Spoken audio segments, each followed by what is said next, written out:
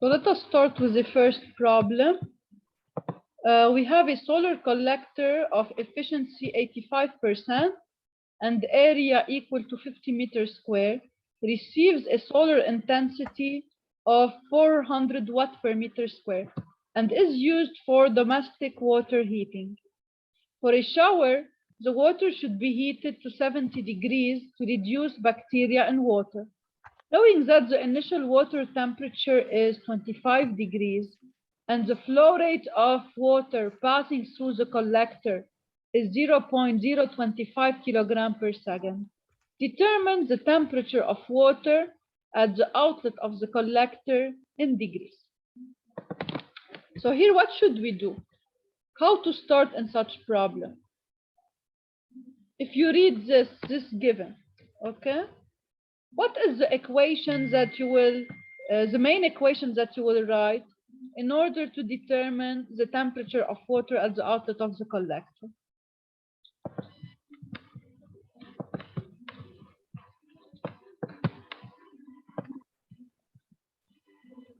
Yalla, who will tell me? Let us do a small MCP delta T. Okay, let us do a small figure first. Okay, so we have the solar collector. So first, we know the area of the solar collector is 15 meters square. And it receives an intensity from the sun of 400 watt per meter square. Will it absorb completely this intensity?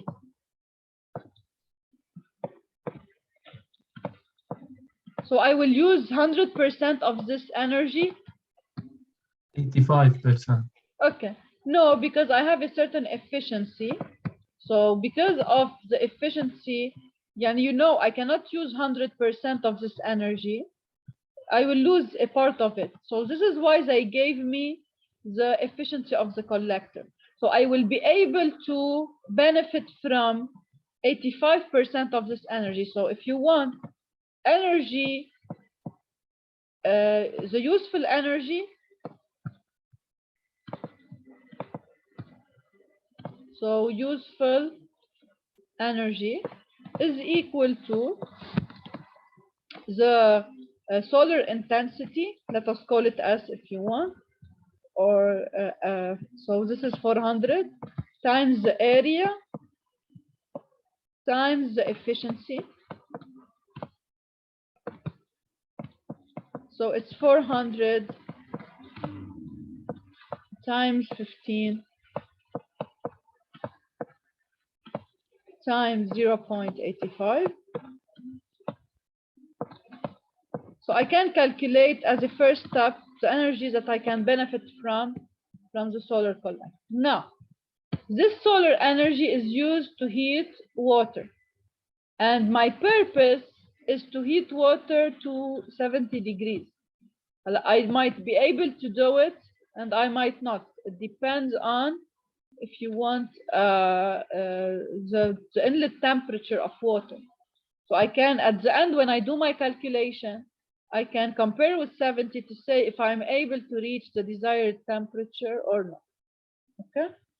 So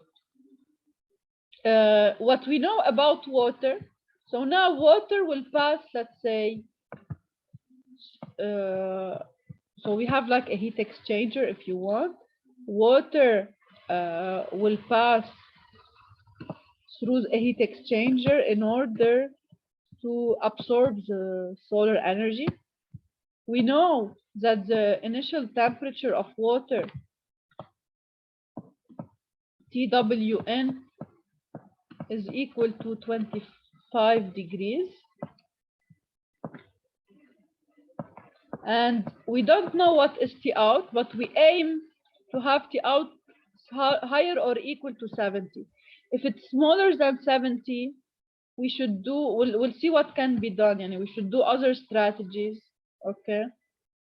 We should or use an auxiliary system to heat water up to 70 after the solar collector, or also we might maybe you reduce the flow rate, okay, and use energy for a larger amount of time, so we can reduce the flow rate. We'll discuss all strategies after we do the calculation. So we have here T water out. That is unknown.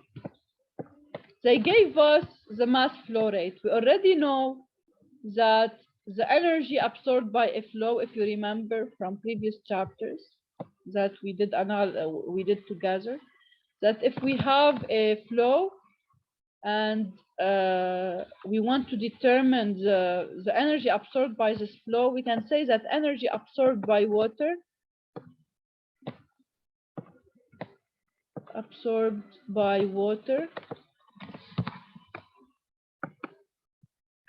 is equal to m dot times Cp times delta T. We know the mass flow rate. Okay, just pay attention for units. Mass flow rate is in kilogram per second. Delta T is in Kelvin. And Cp is in joule per kilogram Kelvin. Okay.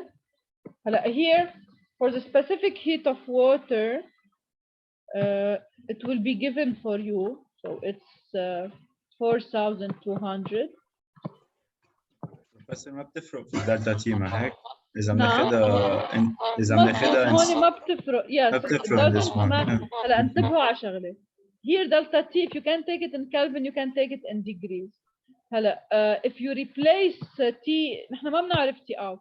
If you replace Tn in degrees, then T out will be in degrees. And if you replace Tn in Kelvin, then T out will be in of course. Okay. So you have everything here, and you should say that useful energy is equal to the absorbed energy by water. So the only unknown in this equation will be the temperature of water at the outlet of your heat exchanger. So you can determine T out. Now, you will compare it with 70 degrees to know if your solar collector is able to perform the task or not. Okay? If it's not able to perform this task, we can tell you what are the possible strategies then to heat water to the required level. Who can tell me what should I do then? If I get T out, so if T out that I get from calculation is larger than 70 degrees, then I am satisfied. Okay? Because I was able to heat above the required level, so I can kill bacteria in water. If not, what can I do? So if T out smaller than 70, what can I do? What? Increase the mass flow rate. Yes, I can decrease the mass flow rate passing through the solar collector. Okay. And if I decrease the mass flow rate, then I will need more time to heat my water. So let's say for a shower, I need a certain number of liters to do the operation. So if I know for a certain shower what is the volume of water required, and I know then that I should use a lower m dot, I can calculate, if you want, what is m dot maximum that is needed to reach 70 degrees. And we can now ask the question in another way.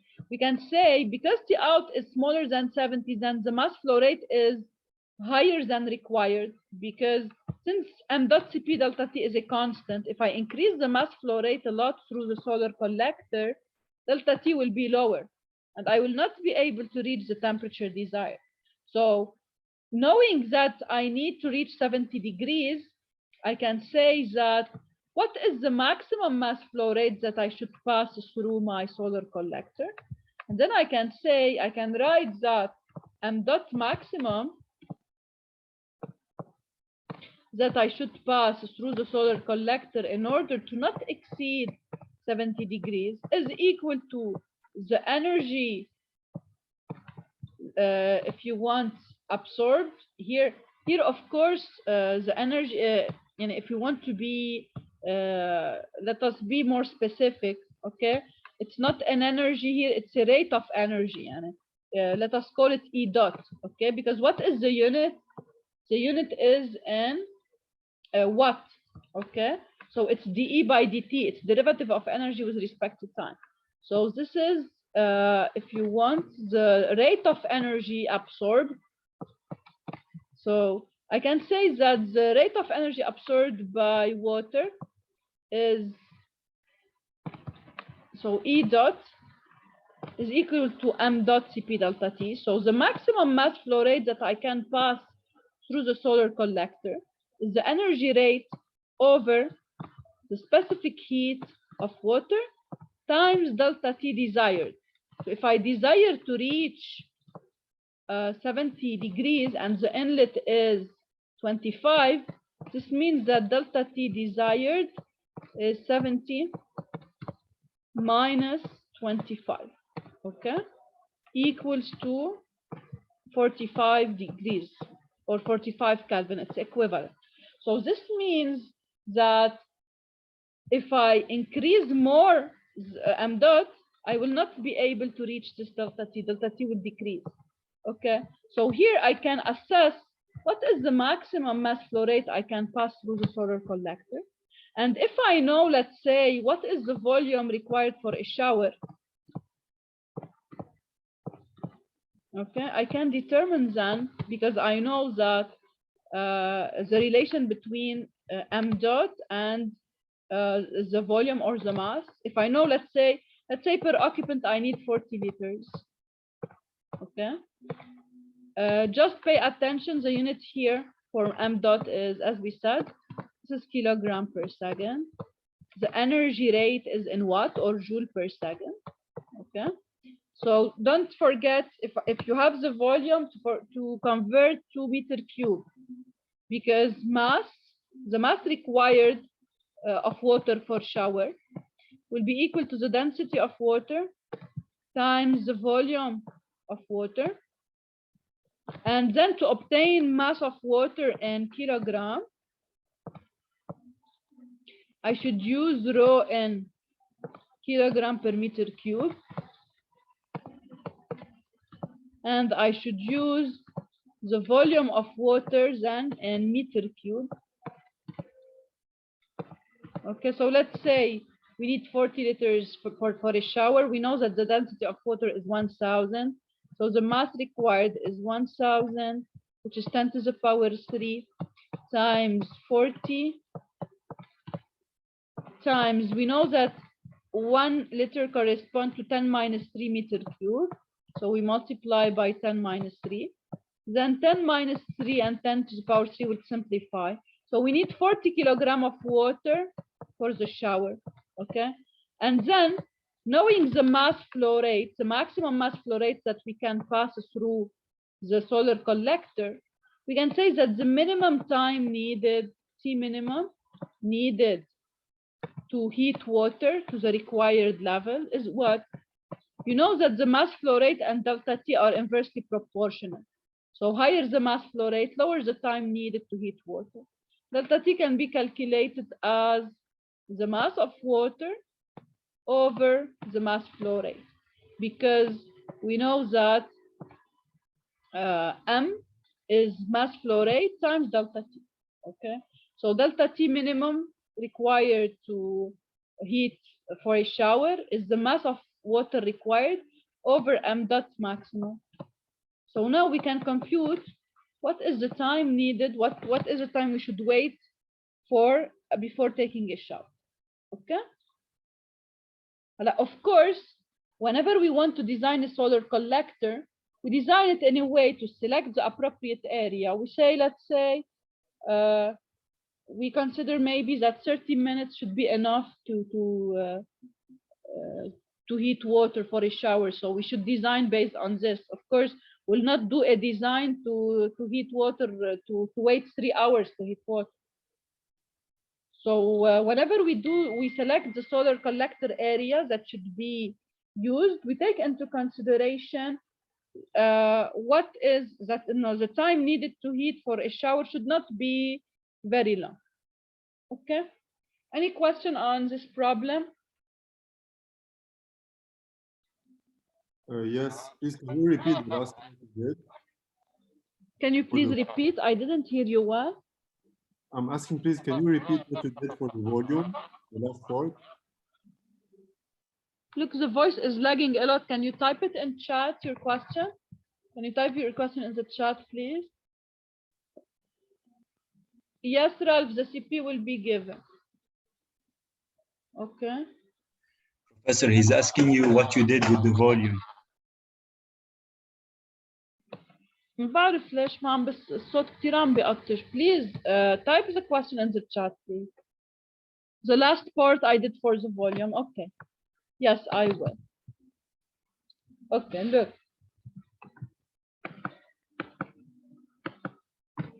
When you say the flow rate of water passing through the system, let's say I give you the value, I will give a numerical example. If I tell you that I am using a mass flow rate of 0.1 kilogram per second, for example. Okay, or 0.01 kilogram per second. And I tell you that I want to, at the end, I want to heat a certain mass of water equal to 40 kilograms. What is m dot? By definition, it's the rate. So it's the amount of kilogram passing through the collector per second. So it's, if you want, it's dm by dt. It's the derivative of mass with respect to time passing through the system. And if I want to find what is m, here m dot is a constant. So dm by dt is a constant. Whenever you have the derivative of a quantity is constant with respect to time, if you integrate, what do you get? The mass is the rate, which is m dot, times delta t. Okay, times delta t. So if I know the mass flow rate of water in kilogram per second, to get for a certain period of time in seconds, what is the mass that should circulate in the system? What is the mass that will circulate in the solar system? All I have to do is to multiply m dot by the time. I get the total mass heated in kilograms. Here, if I know that for a shower, the volume needed is 40 liters, then I can calculate what is the mass needed to complete a shower. So we did the calculation, we got it's 40 kilograms. So knowing now the mass that I should heat and knowing the value of the mass flow rate, I can deduce the time needed to heat it. So I can say that delta T is equal to m over m dot. Okay, is it clear now?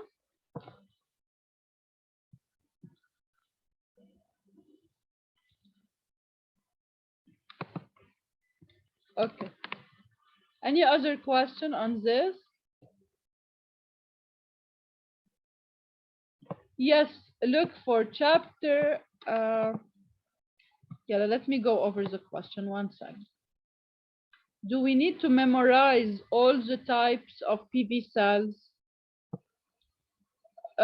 You just look the multiple choice. You just should know them. So in multiple choice, if I tell you these types of PV cells include 1, 2, 3, you should know them. I will not ask you what are the types of PV cells. Okay, you will have them in multiple choice. So if you just read the information 1, 2 times, you can know if the sentence is right or not. Okay, but I will not ask you details. I'll not give you a question and tell you give me all types of PV cells. No. But in MCQ, I can ask you about types of solar systems or anything related to the course material in the slides. Now, concerning chapter 8, yes, look, for chapter 8, you don't have to use a special calculator at all. First, for complex, for example, for ROI, which is a little bit complex to calculate, I will tell you just write the equation without calculation. And I want you just to know how to reach the equation. No need to give me the result. For example, let's say for the payback period, I might ask you to find it, but I don't want you to use a special calculator. I want you to do iterations. So you should write the equation. You should take several trials. Okay, and you should just try for n, let's say 5 years, for n 6 years to get NPV, and then you should find, if you want, you should repeat the calculation until getting an approximate. Let's say you calculated for 5 years, you got a negative NPV. Then you calculated for 6 years, you got a positive NPV. This means that the payback period is between 5 and 6. So you don't have to use the calculator to solve for n. You will solve for n by iterations, by iterative procedure. Now we'll do an example on this, okay? Professor, I have a question regarding this exercise. Yes, tell me. You posted chapter 7 problems. One of the problems is similar to this one, but you used a different formula. Which one? You used a formula that you can apply directly to this type of problem. Q equal efficiency times area times Gn over rho times C delta T. Okay, look, Anna, in general, I don't, if I don't give you a formula, I don't expect you to memorize it. I want you to understand the procedure and know how to put the equations, okay? So I don't expect that you memorize the formula and just apply it. What you should do, you should look at the given, put the equations, and if I don't give you, I will not give you a formula sheet. You should reconstruct equations. Unless these equations are very complex, as usual, I told you. But I will give you problems with the same style we did. In case I have something complex, I give you the formula. But like this one, I want you to go through this procedure. I don't want you to use a formula just and apply it. So you should show that you understood the physics of what is happening. Okay? Okay, thank you.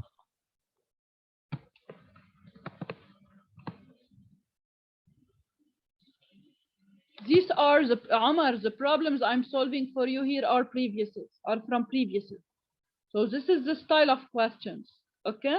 And for the MCQ, it's same style of exam 1. So this is the style. So all problems we're doing together now are previous problems. And for the MCQ, same style as exam 1. You already know the style. Anyway, for the MCQ, the majority of you did well. This is why for the exam, I hired the grade of MCQ in last exam. I put it on 30 instead of 20. So already you know how MCQ style is, and problems will be similar to the ones, the same concept that we are solving now. So we will not use the conversion of the summation to a geometric formula. Yeah, we'll do an economical example now. We'll do it. Okay. Okay, but we will use this method or not? Yes, you will use the geometrical method, of course. As I expanded for you videos, you should use the geometrical expansion to get your equation. Yes, you have to. You have to. But you said ROI, we just write the formula. Isn't it enough? No, it's not enough. I will tell you to use the expansion and to do iteration. You cannot solve on the calculator, Maurice, because I want you to do the iterative procedure. If you want to use iterative procedure, Okay. No, yani you should write the equation in a way to not need a calculator to solve, to not need, if you want on the calculator to use the summation. You should be able to give a formula, and any normal calculator without series can calculate. Okay, so I don't want you to write the summation and just do it like this. You should know how to do the geometric expansion, because I'm expecting that you have a calculator that cannot do anything, and by the tools I gave you, you will be able to compute everything, because you don't need a powerful calculator. Just the simplest calculator can do than can allow you to calculate the payback period, allows you to calculate the ROI. So please, you should do the development that I went over through the videos and that I explained for you in detail. Okay. Doctor, will you give us the expansion? What? Will you give us the formula of the expansion? Yes, I will tell you which formulas I will give. I just give the geometric formula, and what is the formula of Hala. I will give you the formulas that I will give for you. You should know how to construct the equation. Okay, yeah, I will do an example on it now. Yeah.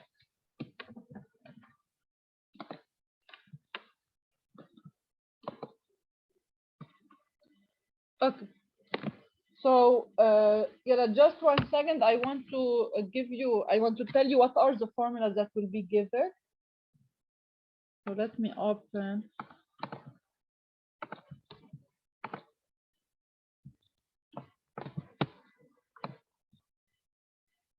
Look, I will open the slides here and tell you which formulas will be given for you and which one you are expected to know how to develop. So if we open the chapter of economical analysis,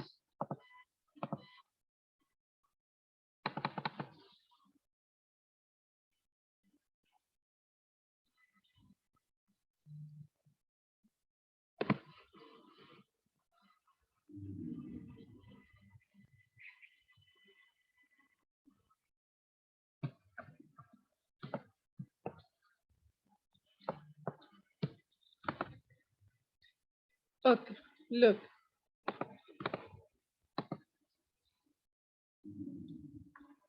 It's enough just to give you these two. These are the two equations that will be given. And you should know how to construct the equations, the whole equation. So these two will be given, that the life cycle cost is summation from I0 to N of CI over 1 plus AI.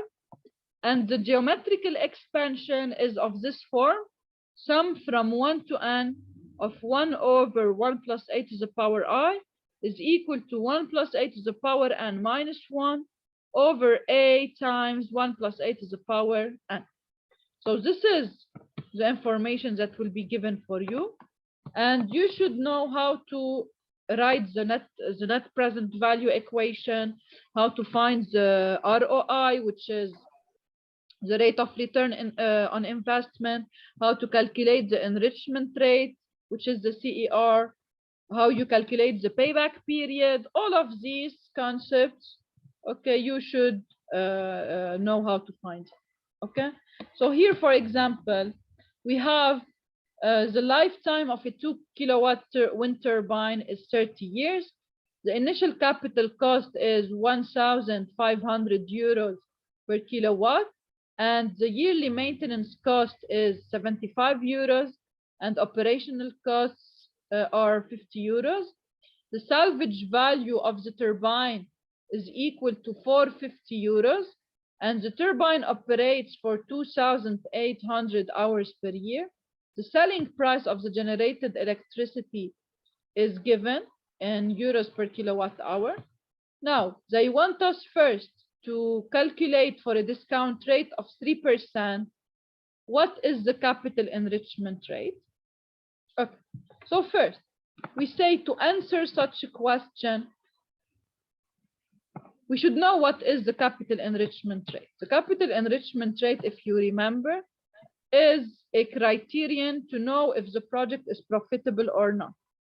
So to be profitable, we said that at the end of lifetime of the system, we should have that the CER, which is equal to the net present value at year end, which is at the end of lifetime of the system, over I. Okay, this should be larger than 0.3. This is how we can judge if the project is profitable or not based on the capital enrichment rate. So to calculate the capital enrichment rate, we should first find the formula of net present value at the end of lifetime of the system. Okay, now how we calculate the NPV? What is NPV, net present value? The net present value represents the balance between incomes and costs over the whole lifetime of the system. Okay, so here to calculate the NPV, we should perform the life cycle cost, but of course we should subtract, if you want, count the costs as a negative and add the incomes. So I just have to say that for NPV at year end is equal to summation from year, if you want, from year 1 to year n of the incomes minus the costs over 1 plus a I. And what about year 0? Here the summation is from 0 to n, because for year 0 I have to pay the investment. Of course, for year 0 I will not get an income. Okay, so from 1 to m I should balance the income and the costs by doing summation from 1 to n of Ri minus Ci over 1 plus a to the power I. And don't forget to subtract the investment at year 0, so minus I. So this is the investment at year 0. Now, how to assess the different terms here? In ما any بدنا problem. salvage value. نعم. salvage value كمان. Yeah, of course. هلا salvage value اوكي هن بيحسبوها مع السي بس بيحسبوها كنيجاتيف. يلا I will discuss it now. I will discuss it with you. اوكي هلا salvage value you can فيك تعملها اذا بدكم بقلب هيدا الترمز نحسبها، او we can put it separately. يعني اذا بنعتبر انه السي اي هن الكوست because هن بفوتوا السالفج value بالال سي سي. اوكي but they consider انه it's a negative cost لانه it's an income at the end. يعني if you go back to the slides okay when they expand the LCC they will consider انه year 0 هو الانفستمنت.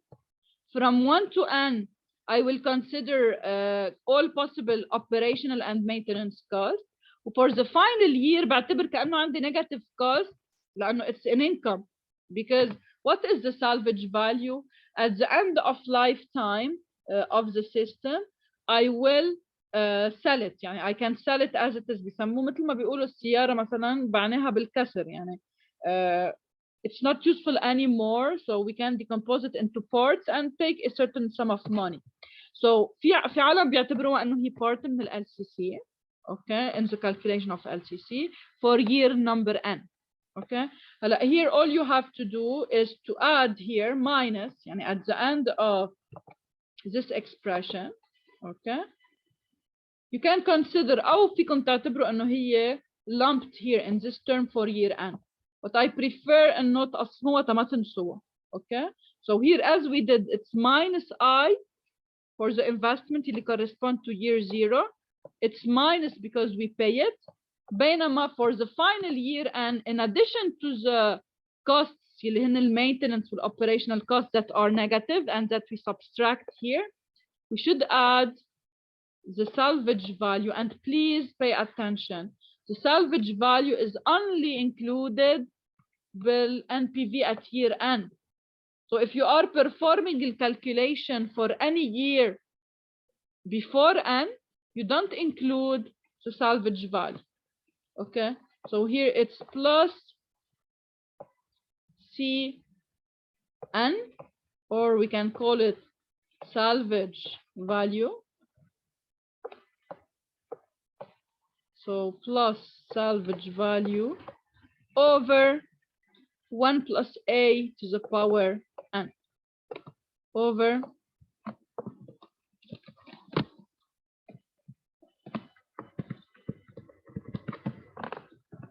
over 1 plus A to the power N. Okay, so in this way we'll be able to calculate the value of the NPV at year end. Now we should determine what is the expression of each of our terms. What is RI, what is CI, what is A, what is the investment, what is the salvage value. So we go again to the given.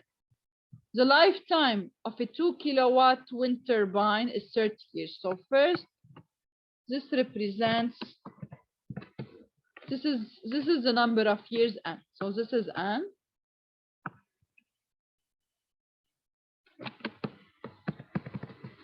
You have the initial capital cost is 1,500 euros per kilowatt. This is the investment we are putting. So we want to buy a wind turbine. The price is 1,500 euros per kilowatt.